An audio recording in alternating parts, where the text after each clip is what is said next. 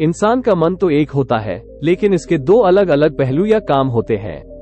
हर पहलू की पहचान इसके लक्षण से होती है, जो अपने आप में अनूठा होता है। दोनों में से प्रत्येक मन स्वतंत्र रूप से काम और मिलकर काम करने में भी। एक मन को हम वस्तुपरक मन कहते हैं, क्योंकि यह बाहरी चीजों से सरोकार रखता है। दूसरे को हम व्यक्तिपरक मन कहते हैं। व्यक्तिपरक मन सहज अनुगामी होता है और वस्तुपरक या चेतन मन के सुझावों से नियंत्रित होता है। वस्तुपरक मन वस्तुपरक संसार की पूरी जानकारी लेता है। 5 शारीरिक इंद्रियां वस्तुपरक मन के अवलोकन के साधन है। ये परिवेश के साथ हमारे संपर्क में हमारा मार्गदर्शक होता है। हम इन 5 इंद्रियों से ज्ञान हासिल करते हैं। वस्तुपरक मन अवलोकन, अनुभव और शिक्षा से सीखता है। चेतन मन का सबसे बड़ा कार्य तर्क वितर्क का होता है। लॉस एंजल्स में चारों ओर देखें, पार्क, इमारतें, सुंदर भवन, फूलों के प्यारे बाग आदि देखकर आप इस नतीजे पर पहुंचते हैं कि यह एक सुंदर शहर है। यह आपके चेतन या वस्तुपरक मन का कार्य है। वस्तुपरक शब्द का अर्थ है कि यह वस्तुओं से सरोकार रखता है। दूसरी ओर व्यक्तिपरक मन 5 शारीरिक इंद्रियों से स्वतंत्र साधनों द्वारा अपने परिवेश की जानकारी रखता है। व्यक्तिपरक मन या अवचेतन मन दोनों में से किसी भी शब्दावली का इस्तेमाल किया जा सकता है, अंतर्ज्ञान से समझता है। अवचेतन मन आपकी भावनाओं का स्थान है। हम बिना किसी शक के जानते हैं कि यह अपने सबसे आवश्यक काम तब करता है जब वस्तुपरक इंद्रियां सुषुप्तावस्था में या शिथिल हो। ये बुद्धि खुद को तब प्रकट करती है जब चेतन मन सोया हो या उनींदी ओवटी अवस्था में हो। अवचेतन मन आँखों का इस्तेमाल किए बिना देखता है। इसमें अतीन्द्रिय दृष्टि और अतीन्द्रिय श्रवण क्षमता होती है। अवचेतन मन शरीर को छोड़ सकता है, दूर देशों की यात्रा कर सकता है और अक्सर बहुत सटीक तथा सच्चे किस्म की जानकारी लेकर लौट सकता है। अवचेतन मन के जरिए आप दूसरों के सूक्ष्म विचार पढ़ सकते हैं। यही नहीं, आप बंद लिफाफों और बंद तिजोरियों के विवरणों को भी जान सकते हैं। अवचेतन मन में संचार के सामान्य वस्तुपरक साधनों का उपयोग किए बिना दूसरों के विचार समझने की योग्यता होती है। इसलिए ये बहुत महत्वपूर्ण है कि प्रार्थना की सच्ची कला सीखने के लिए हम चेतन और अवचेतन मन की अंतर्क्रिया को समझ लें। चेतन और अवचेतन मन के वर्णन में कई शब्दावलियों का उपयोग किया जाता है। उन्हें कहा जाता है चेतन या अवचेतन मन, जागृत या सुषुप्त मन, सतही या गहरा स्वरूप, स्वैच्छिक या स्वचालित मन, पुरुष और नारी मन या ऐसी ही कई अन्य शब्दावलियां। याद रखें, केवल एक ही मन होता है जिसके 2 पहलू या कार्य हैं।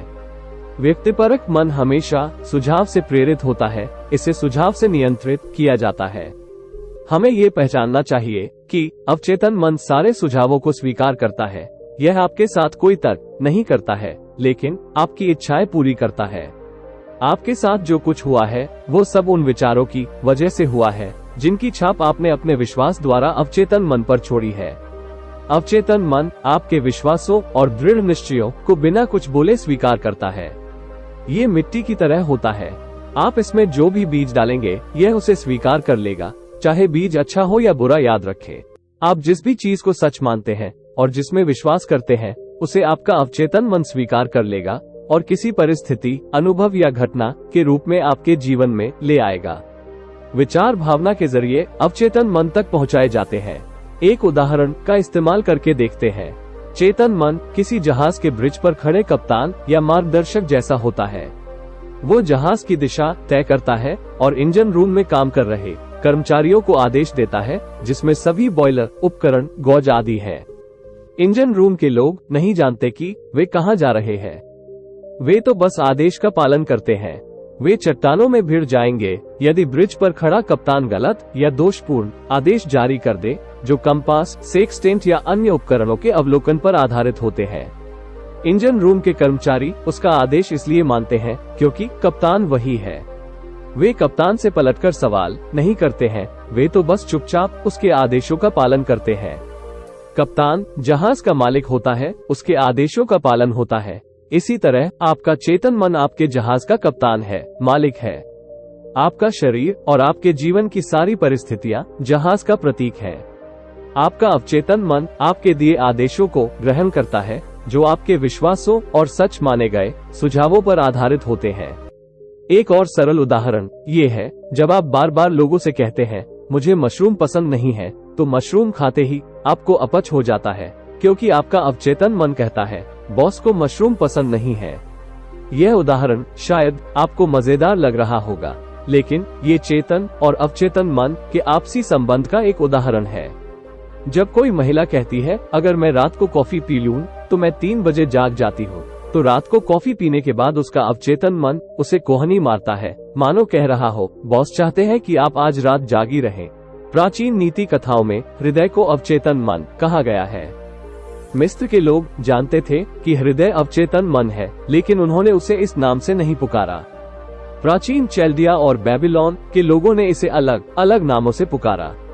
आप अपने अवचेतन मन पर से छाप छोड़ सकते हैं और अवचेतन मन उस छाप को संसार में प्रकट कर देता है। जिस भी विचार में भावना भर दी जाती है या जिस भी विचार को सच के रूप में महसूस किया जाता है, उसे आपका अवचेतन मन स्वीकार कर लेता है। मिसाल के तौर पर, यदि आप उपचार चाहते हैं तो शांत हो जाए, तनाव रहित हो जाए, आराम से सांस ले, अपने ध्यान को गतिहीन कर ले, अपने अवचेतन मन में उपचार की शक्ति के बारे में सोचें और दृढ़तापूर्वक कहें कि आपके शरीर के अंग का इसी समय उपचार हो रहा है। ऐसा करते वक्त आपके हृदय में कोई द्वेष या कटुता नहीं रहनी चाहिए। आपको हर एक को क्षमा कर देना चाहिए। आप इस उपचार प्रक्रिया को दिन में 3-4 बार दोहरा सकते हैं। याद रखें, आपके अवचेतन मन ने शरीर को बनाया था, इसलिए यह उसका उपचार भी कर सकता है। होता यह है कि लोग अपने शरीर के किसी अंग या हिस्से का उपचार दृढ़ कथनों से करते हैं, लेकिन फिर मिनट बाद कहते हैं, ओह मेरी हालत तो ज्यादा खराब होती जा रही है, मैं कभी ठीक नहीं हो पाऊंगा, मैं लाइलाज हूँ। यह मानसिक नजरिया या नकारात्मक कथन पिछले सकारात्मक दृढ़ कथन को खारिज कर देते हैं। यदि कोई सर्जन ऑपरेशन करके आपका अपेंडिक्स निकाल दे और कुछ मिनट बाद दोबारा चीरकर देखे कि आपकी हालत कैसी है, फिर आधा घंटे बाद दोबारा दौड़कर आए और चीरकर देखे तथा ऐसा बार बार करे, तो शायद उसकी इन हरकतों से आपके शरीर में जहर फैल जाएगा और आपकी जान चली जाएगी। इसी तरह नकारात्मक कथनों का इस्तेमाल करके आप अपने उपचार को रोक या मार देते हैं। आपके भीतर एक अवचेतन मन है। आपको इसका इस्तेमाल कैसे करना है, यह आपको उसी तरह सीखना चाहिए जिस तरह कोई बिजली का इस्तेमाल करना सीखता है। इंसान तारों, स्विच और बल्ब के साथ बिजली को नियंत्रित करते हैं, साथ ही चालकता और रोधन के नियमों के ज्ञान से भी।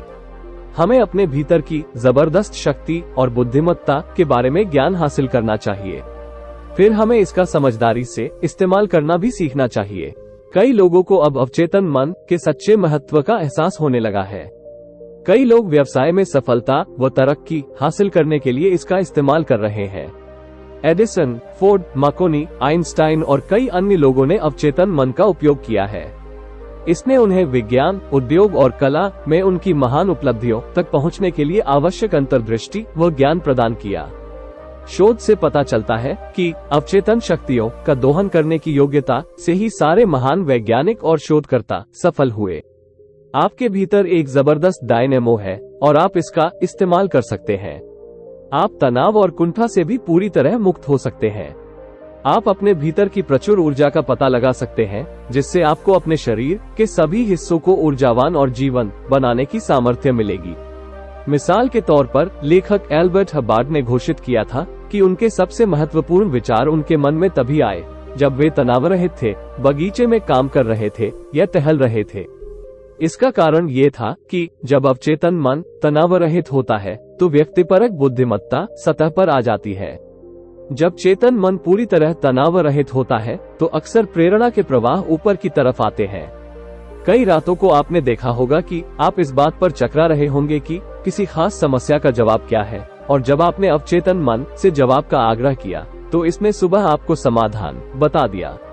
यही रात सलाह देती है वाली पुरानी कहावत का मतलब है।